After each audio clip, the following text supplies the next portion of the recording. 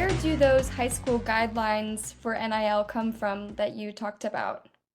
Yeah, so in most, if not all states, they have a state governing body, a state athletic and activities association that develops policy that impact all things around sports, amateurism, transfer policies, officiating, you name it. They're all part of that governing body.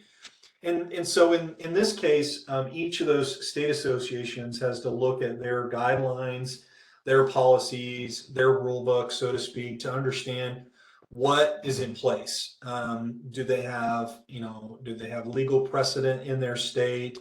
Does the state law that was put in place in some cases on the college level, does that impact youth and secondary activities association? But generally, those high school athletic associations or a coaches association is really putting policy in place.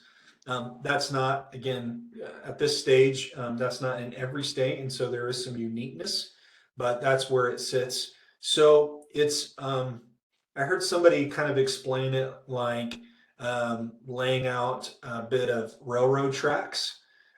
Sometimes the railroad tracks connect state to state.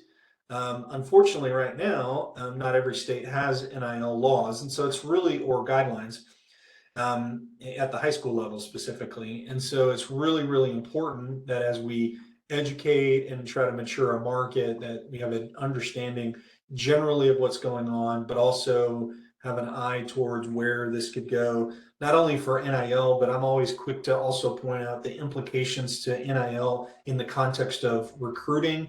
And so those two things are certainly top of mind for me.